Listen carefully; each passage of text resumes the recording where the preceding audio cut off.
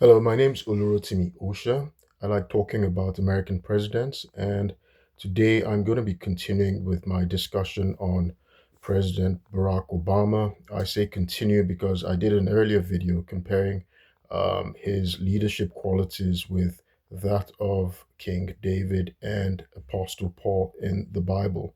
Today, specifically, I'm going to discuss his apparent IQ as determined by psychohistorians. Psychohistorians, it's not, he didn't take an IQ test that we're aware of, but I came across some data because I like to research US presidents, and I'd never seen um, um, an IQ of President Barack Obama or the more recent presidents before. But today, I was just researching and I came across an ostensible IQ for him and, President Donald Trump on is it called Ranker, on Ranker website, as called from Ranker websites. So before I get into that, though, there's something I also wanted to clarify because I was listening to a Bible study and I heard a minister refer to um, mention that the um, apostle Paul, on his, that he was, born Saul, and on his way to Damascus when he had the miraculous conversion, that God changed his name to Paul, right? This is often repeated by many pastors, many ministers, many believers. Nothing in the Bible states that, and it's actually inaccurate. There's a reason why I can state that it's inaccurate, again, because I did history of the church, and of course I love to research scripture, Bible scholars. I even went as far as being a Holocaust study fellow at the Institute for Israel and Institute for Israel and Jewish Studies at Columbia University. And so, I've taken the time to research um, Jewish people and the Bible, over time. And I've taken a course on the church before, when I was in Nigeria, history of the church and the Reformation. Um, so specifically, though, no, it's not scriptural, it's not in the Bible, and it's historically inaccurate that that Paul's name was changed from Saul to Paul after he was converted, after he became a Christian. Paul was actually born with those two names, right? He was the Apostle Paul. Of course, he was born a Roman and a Jewish citizen. He was Jewish and a Roman citizen. Um, and so he had the name of Saul. Saul was his Jewish name, was his Hebrew name, right? And, that means prayed for. We know there was a King Saul in the Old Testament, right? King Saul was the first king of of Israel, right, prior to David. King Saul, that was his name, from the tribe of Benjamin. Saul, interestingly as well, he also is of the tribe, was also from the tribe of Benjamin. That's the Apostle Paul. So Saul was his Jewish name. It was his Hebrew name. He was born Saul, but he was also given the name Paul, and he used it from birth as a Roman citizen.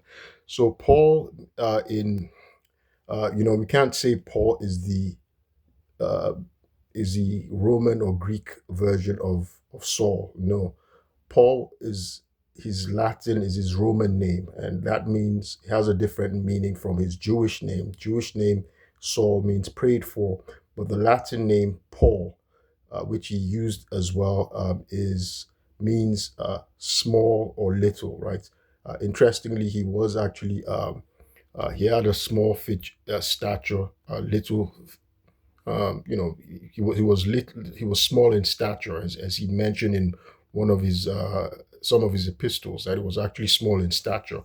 Um, that may have been a name he used later on as he grew older, but historians understand and they postulate that, well, the thing is, the reason why we see that he starts to use Paul more commonly, right, was because of the change in the audience, right? So he was now writing.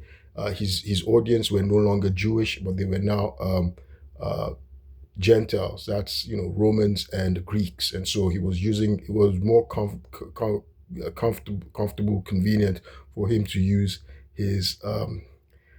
his Latin name, his Roman name, right? It was more, it was just more convenient to use his Roman name. That's Paul, right?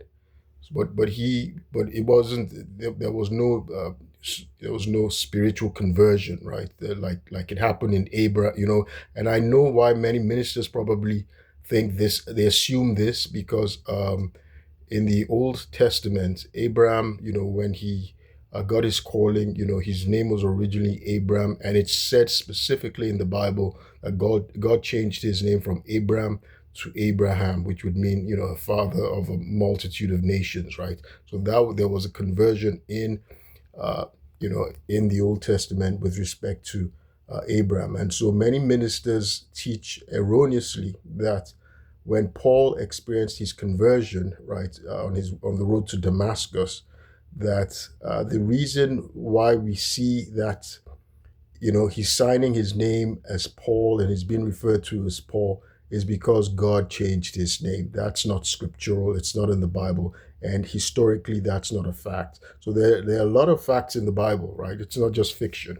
There are lots of facts in the Bible and things that may appear to be fiction. By the way, so I have friends who are Jewish who practice, Judaism, and I normally ask them questions, and they explain to me that, look, a lot of the Bible, right, whether it's Genesis, there's a lot of allegory in the Bible as well, meaning metaphor. So some things are not supposed to be taken literally, right, as scientific, or that this is a scientific fact or a historic fact. That some things are written in allegorical fashion. They're meant to be metaphor. So there's a deeper meaning behind it rather than just like a figure of speech. A figure of speech is not supposed to be taken literally, right? But in terms of the names that Paul used, the Apostle Paul, he actually continues to use Saul sometimes. So it depended on his audience, right? If he was speaking to a Jewish audience, a Hebrew audience, he used his Hebrew name, Saul, right? But because we see that Paul was the apostle who went and preached to the Gentiles, right? That's the non-Jewish people, and started to plant churches all over Greece, all over Europe, all over Asia, right? And so he was using, and these were parts of the Roman Empire, so it was just more convenient for him to use his his Roman name, the Latin name Paul, right? So, but there was no spiritual divine changing of alteration of his name. It's just like me, right? My name's Olu, right? In America, they call me Olu. That's what I go by now, Olu, right? I go by Olu in America because it's just convenient, but it's the name I was still born with. But in Nigeria, I was never called Olu, right? I was never called Olu because it would be bizarre. Olu is just a prefix. It means God, it means Lord. So our names, my name, I'm a Yoruba. Our names mean something. If you said Olu in my home, everybody would be looking at you and wondering who are you referring to, because all of us, all my father's children, have Olu as a prefix to their name, right? I have a younger sister, Olua Fumilayo. I have a younger sister, Olua Kemi. My brother, Olu Sonya, so I'm Olu Rotimi, right? So Olu's just a prefix. You see, this is common with many Yoruba people. So Olu doesn't, it wouldn't mean anything, in my household, right? It wouldn't be my name in my household. But they would call me Rotimi. So I grew up being called Rotimi. What came after Olu? Rotimi, right? That was what I was known by. So, but when I started living in America, I think the conversions, they started calling me Olu at work when I first went to work, and someone just decided, Olu was easier for them to pronounce, and that was convenient for me because my language is intoned, and I didn't want to have to be explaining how my name is pronounced, because Rotimi, you have to get the accent right, the intonation. It's part of my language, right? My language is one of those intoned languages in which Americans have this joke, right? It's and I think they must have that joke must have been in reference to a Yoruba person, because there's this joke Americans peddle that, okay, well, is your language one of those that if you pronounce it in one way, you're asking for a husband. If you pronounce it in another way, you're asking for a car. That's my language. Oko means husband, right? Oko, right? The same spelling OKO, but pronounced with different accents. And Oko, Oko. The same spelling OKO, but pronounced in a different way. That's a car. Oko is car. Oko is husband, right? So that's literally my language. So because of the change in environment, it's just convenient for people to call me Olu because they butcher Rotimi. They wouldn't get the pronunciation. And, I guess I want to hear my name called the proper way. Olu is very generic, very easy to call. So uh, they call me Olu in America, right? People call me Olu. But Nigerians, if I'm amongst Nigerians, when I'm in the Nigerian community in America, nobody calls me Olu. The Nigerians don't call me Olu. They call me Rotimi, right? Because they know that's what I'm supposed to be called. So that's where experience helps in the understanding of history as well. So you see the experience. I'm able to understand, regarding Paul's name. The difference in his in the difference, the distinctions, and the context of the putative change in Paul's name, right, from Saul to Paul, because I have that experience, right. I'm the same. I was born with Olu Rotimi, right. They called me Rotimi in Nigeria, but in America I'm called Olu, right? Because of my audience. Americans don't, they can't use the accent properly, right? So maybe that was something similar with Paul as well, right?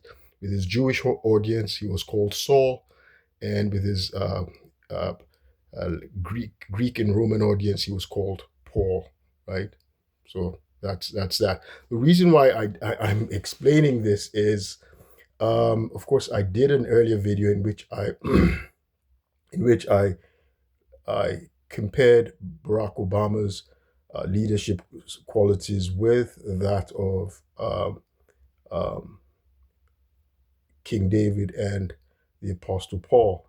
And in the narrative, at one time, I started referring to Paul as Saul, even though I'd also made a reference to King Saul. And I realized, that, oh, well, it might have been confusing. But also as a reminder, just, Apostle Paul was still called Saul. He used both names throughout the rest of his life. So it just depended on his audience, right? It depended on the audience he was relating with. And something that I realized I should have done, that I didn't do, because I was likening, some characteristics. And I was trying to, analogize and compare the qualities of Barack Obama with Apostle Paul, and I just focused on their erudition, right, their learning, right. I didn't point out something, that they were both great communicators. Again, historians like to call the Apostle Paul as the founder of Christianity because he's the one who wrote most of the New Testament, which is the guidance for Christians, right? Jesus Christ, whom the New Testament is about, he didn't write anything. It's what his followers wrote. And the disciples, some of them wrote some things like Matthew and John, and limited books, and Peter, limited books. However,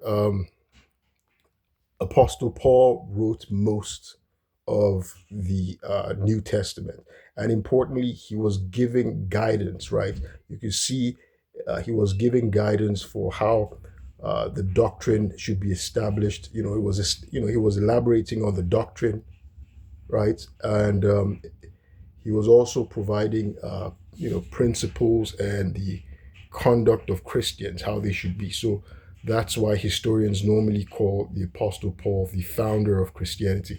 And you see, in fact, when the first great schism occurred in the church, right? That's during Martin Luther, the German monk, right? The schism that split off the Catholic Church, right? Catholic again means universal. Everybody was under the one church, because they believed that, well, Rome was the seat of the church, and then Christianity became the official religion of Rome, and that was what made Christianity very strong.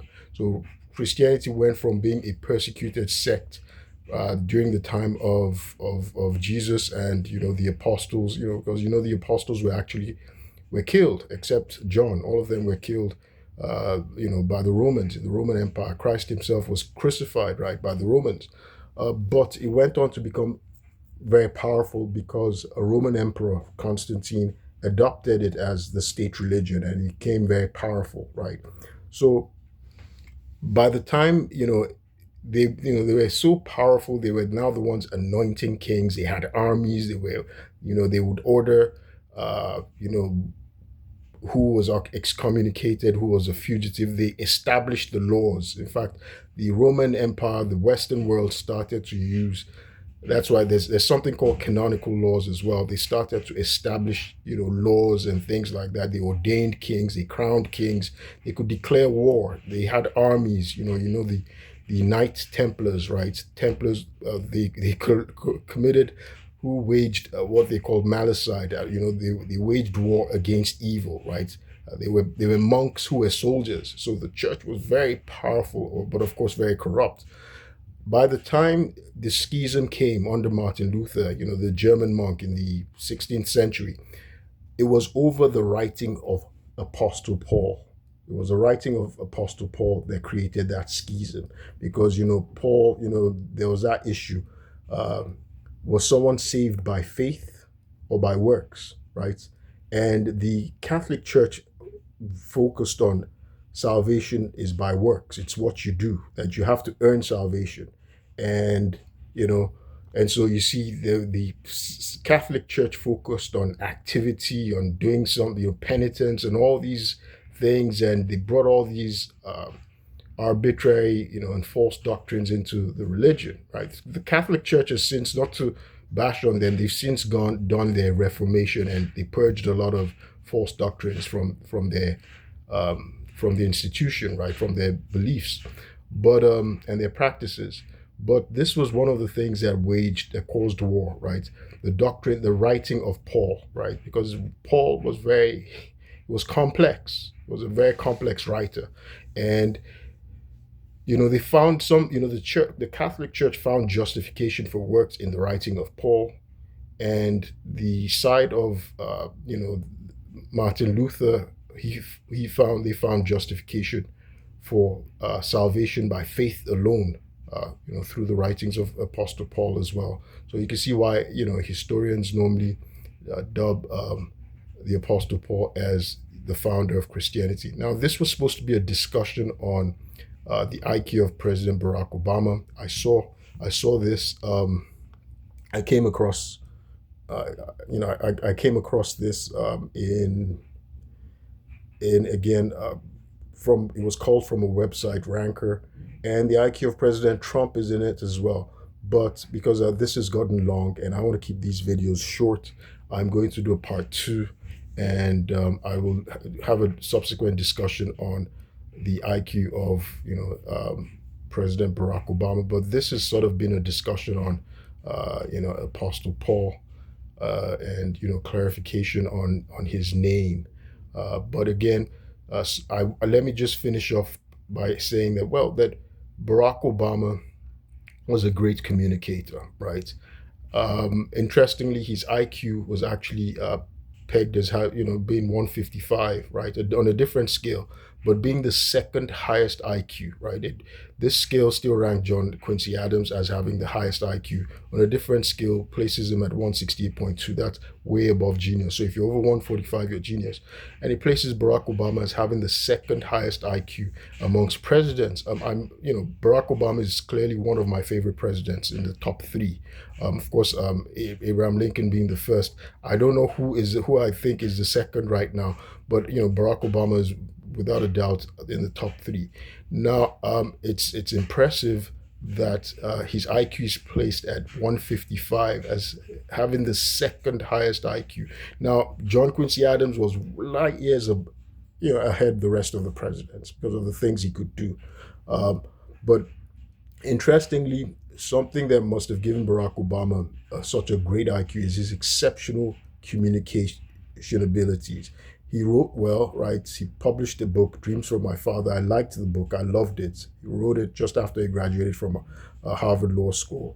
But importantly, he has a gift of gab. Of course, his speech at the John Kerry's presidential campaign at the Democratic Convention in Massachusetts, was it in 2004, was what won Americans over, and everybody fell in love with him. 4 years later, he won the presidential election. So he has an unusual gift of gab. He's a great communicator, and this is what Apostle Paul was as well. Apostle Paul wrote was a prodigious writer, and Christianity as we know it today is from the writings of Apostle Paul. His writings created wars, right? The Great Schism, that they were great wars, right? In Europe, they were the largest wars up until that time, that split the church, and they went on for about a century, and and that was based on the writing of Apostle Paul. So he was someone who wrote very eloquently. He spoke very eloquently as well. So that's another great comparison I'm making between Barack Obama and Apostle Paul. I will do a subsequent video and discuss the putative IQ of President Barack Obama, and it provides the IQ of President Trump as well. It pegs his IQ at 145, very high, higher than James Madison, higher than John Adams. High.